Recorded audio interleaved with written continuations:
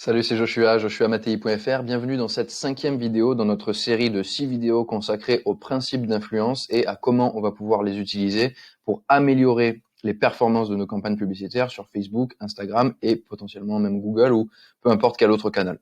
Donc dans cette vidéo, on va aborder le principe de l'appréciation qu'on va introduire très rapidement et juste avant, petit avertissement, ces principes d'influence doivent être utilisés avec un bon produit ou un bon service et ne vous aideront pas à vendre quelque chose qui ne doit pas être vendu, c'est-à-dire quelque chose qui n'ajoute pas de valeur sur le marché en général.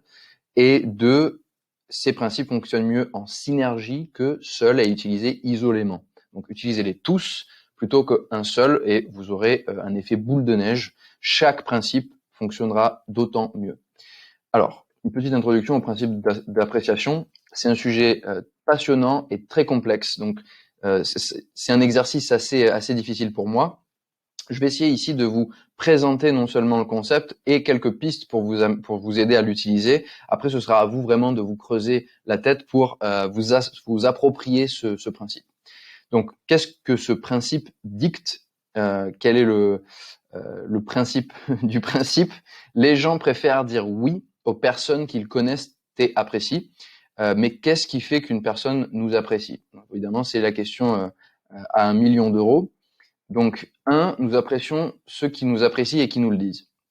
Ça, c'est un premier point. Donc, n'hésitez pas à aller vers votre client pour le lui dire, mais bon, ça, on va l'aborder dans la slide suivante.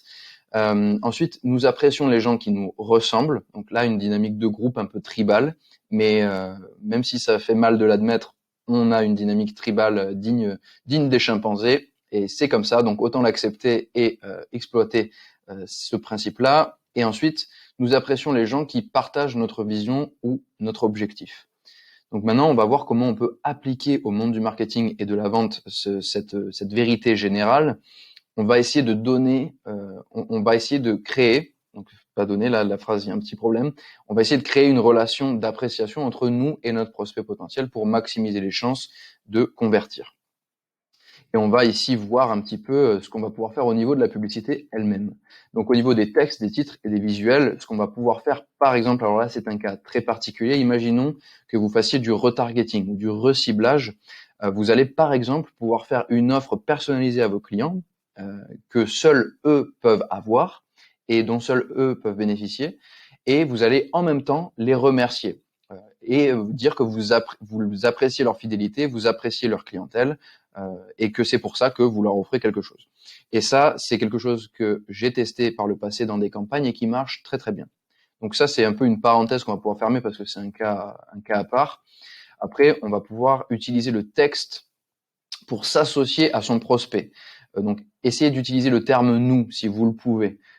Donc, c'est quelque chose d'un peu difficile à faire, mais voilà, je vous laisse vous demander directement comment vous pourriez faire ça, tout simplement, comment vous pourriez vous associer à votre prospect dans le texte. Et quelque chose qui peut vous mettre sur la piste et qui peut augmenter la puissance de ce principe-là, ça va être d'utiliser notamment l'équivalent négatif de cette notion-là de groupe, en pointant un ennemi commun du doigt. Donc, je suis sûr que ça vous évoque par exemple la politique où tel parti, pour renforcer la fidélité de ses membres, va pointer vers le parti adverse pour dire à quel point il est mauvais et néfaste, et ça va renforcer la cohésion au sein du groupe. Et en fait, là, il y a un peu un processus de polarisation qui se crée, et si vous pointez un ennemi commun du doigt, eh bien, vous allez renforcer ce sentiment d'identification de la personne à votre marque, à votre produit ou à votre service. Et vous allez aussi pouvoir créer une relation basée sur la bonne volonté, entre guillemets, ou goodwill en anglais. Donc désolé pour ce bruit, j'espère que ça vous dérange pas trop. Je vais continuer.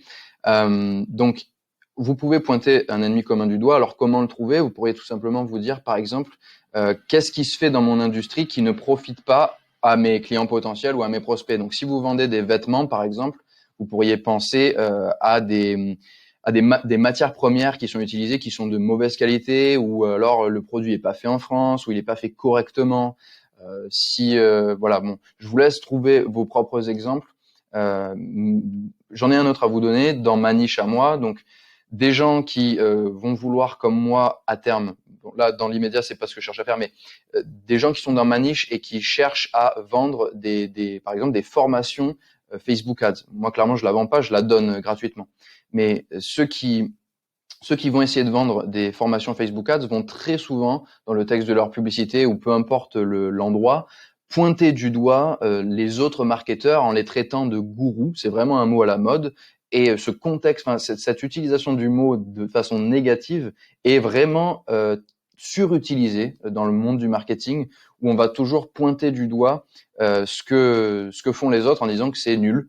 Voilà, donc c'est encore une fois une façon de pointer un ennemi commun du doigt, de se faire copain-copain entre guillemets avec le prospect en disant qu'on est du même côté entre guillemets.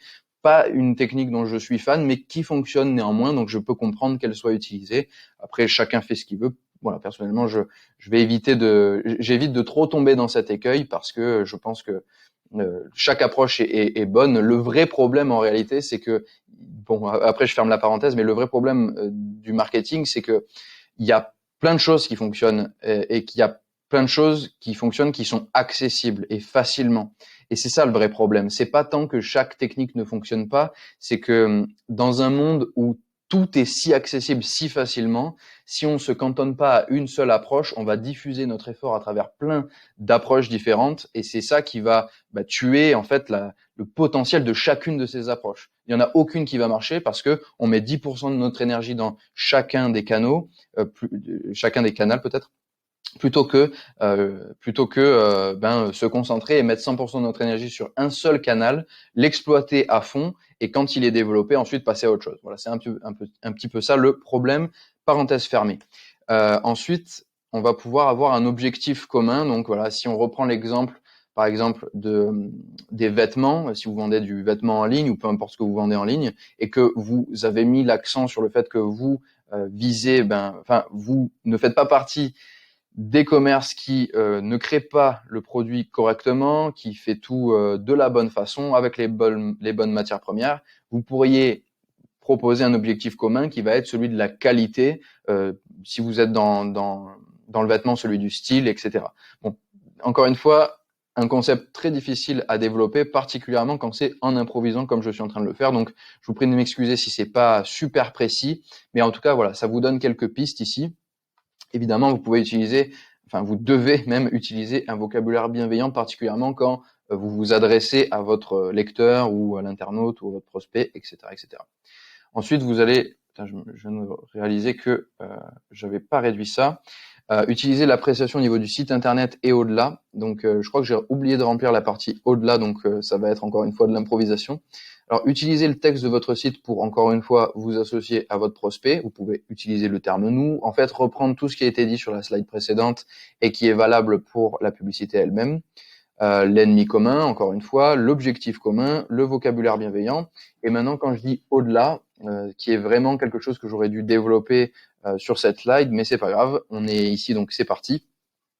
Quand je dis au-delà, c'est que vous allez pouvoir utiliser d'autres médiums qui ne sont pas utilisés dans l'instantanéité d'une publicité Facebook pour justement créer une relation qui va augmenter l'appréciation de vos prospects. Donc, par exemple, un exemple direct et qui va vous parler, une vidéo sur YouTube, du contenu gratuit, peu importe la forme, peu importe où il est hébergé, ce contenu, mais un blog, en tout cas, essayez de créer du contenu qui montre que vous êtes là pour vos prospects, que vous êtes là pour les aider dans ce que vous permet de faire votre produit ou votre service, peu importe ce que c'est. Mais voilà, ayez une présence ailleurs que juste dans votre publicité. De façon générale, si vous ne misez que sur la publicité, ça veut dire que vous avez vraiment une approche assez égoïste, sans jugement de valeur, mais vous êtes vraiment dans le bénéfice immédiat et vous n'avez pas de pensée à long terme. Et alors que si vous créez du contenu comme ça régulièrement, si vous montrez à vos prospects de plusieurs façons différentes que vous êtes là pour eux d'une façon ou d'une autre dans un contexte qui sort de la publicité, eh bien les performances de votre publicité vont forcément être décuplées. Voilà, c'est ce que je vous conseille, c'est d'aller au-delà de votre entonnoir d'acquisition purement au niveau de la publicité et de vous rendre compte d'une chose, c'est que la publicité, c'est un pilier dans comment dire, c'est un levier parmi plein d'autres. C'est une corde à votre arc, et que si il n'y a que ça qui est correctement fait, vous allez pas pouvoir l'exploiter pleinement. C'est un peu pareil, c'est un peu ce que je disais tout à l'heure par rapport à l'allocation de votre énergie. Bon, c'est bien de vous concentrer sur la publicité, faites-le, mais une fois que vous avez l'impression que vous avez bien rodé votre entonnoir d'acquisition, assurez-vous de gérer toute la partie externe, c'est-à-dire tout ce qu'il y a dans votre site, autour de votre site, sur vos réseaux sociaux, et quel contenu est-ce que vous créez? Posez-vous la question, est-ce que si quelqu'un venait de l'extérieur, il se dirait que je suis là pour aider mes prospects et mes clients ou pas? Si c'est pas le cas, eh bien vous avez du travail à faire. Voilà un petit peu les quelques pistes que je peux vous donner pour utiliser le principe d'appréciation. J'espère que la vidéo vous a été utile. Je sais qu'elle était un peu décousue, donc je vous prie de m'excuser pour ça. Donc, si vous avez, de par les manquements de la vidéo, des questions, n'hésitez pas à les poser en commentaire et j'y répondrai au cas par cas. J'aimerais vous demander de cliquer sur j'aime sous la vidéo si vous l'avez appréciée et de vous abonner à la chaîne pour plus de contenu du genre. Et je vous dis à très bientôt dans la prochaine vidéo, la 6e vidéo qui va traiter du concept de rareté qui est pour moi un des meilleurs et des plus intéressants. À tout de suite.